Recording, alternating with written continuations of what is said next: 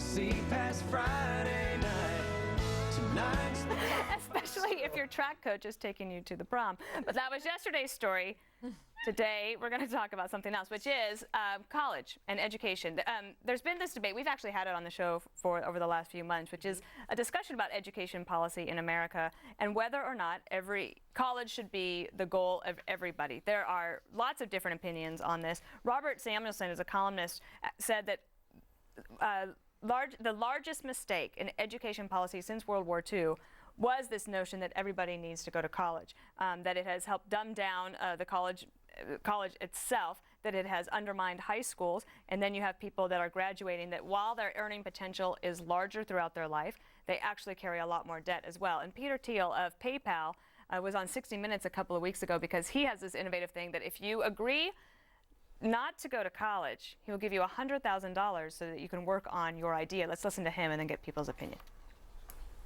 The less good colleges are like the subprime lenders, where people are being conned into thinking that this credential is the one thing you need to do better in life. And they're actually not any better off after having gone to college. They typically are worse off because they've amassed all this debt. Bob, let's start with you. And well, you three have children. Mm-hmm. And Bob, let's just start with you, though, because you have one that's about to go to college. Right. And so when your children were born, did you automatically think, like, of course they're going to go to college, like that was your dream and your goal for them? Yeah, sure, but I took that out of my own experience. But here's the reality of it now. There's more student loan debt than all credit card debt in this country combined, number one.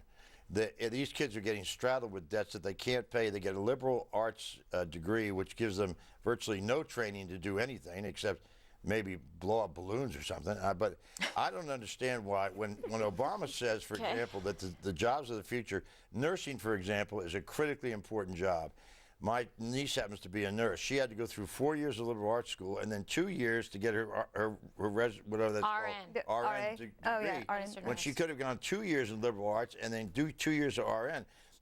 Things like engineers for space. I mean, you don't need to go to a college and build up $50,000 or $100,000. And in some cases, parents aren't getting what they paid for, or students who are paying for themselves. Because Eric, in the article from the New York Post today, tuition has quadrupled since 1980. So are you getting what you paid for? You want to know something? I did some research on it today. Here, bring out the whiteboard. You brought it. No degree versus a degree. Which one do you want? To camera two. Okay, no degree over the lifetime. On average, you earn $1.2 million. And a little higher. Okay, and if you saved the $80,000, $20,000 per year, 4 years, if you saved it and invested it, it'd be worth around $300 grand at the end of your career. Doubles a couple of times plus a little bit. $1.5 million bucks. With a degree, on average, you earn $2.1 million. The degree pays off over the lifetime. Plus, if you have an advanced degree, add $1 million at least to that number. So what do you by the numbers, you got to go to college.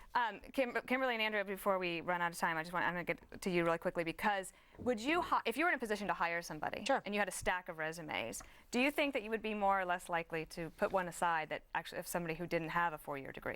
I would absolutely look to see what their experience is. Maybe somebody had a meaningful, valuable internship, and they would be able to be better suited for the job. I like practical, real-life experience. I wouldn't favor the degree. Okay. Let's ask parents are spending. Can we get Andrew, because we only have like 30 Parents seconds. are spending $200,000 to have their child move back into his old room. And really, why would any university, if administrations now are coming out and saying, we'll forgive your student loan debt, and making cheap credit available? Remember, that's what happened in the mortgage bubble? Yes. Cheap, easy credit, everybody. Credit you don't have to pay back. Why would universities keep their tuition rates in check? I don't know. The other thing, there's no incentive to. No. I flunked every Latin class I was in, right? Every single one of them. They still make them take Latin. For what? I mean, well, it helps you understand the roots of words. That's true. I don't know, or you could read Latin so that you could be on Jeopardy. Oh, yeah. Oh, why'd you have to bring it up? All right, we're going to have to go. Coming up, kids at one school in Texas, they're going to be tracking students with microchips so they'll know where they are at all times. So is that good for the kids, or is it too much Big Brother? We're going to give you the details of the plan when we come back.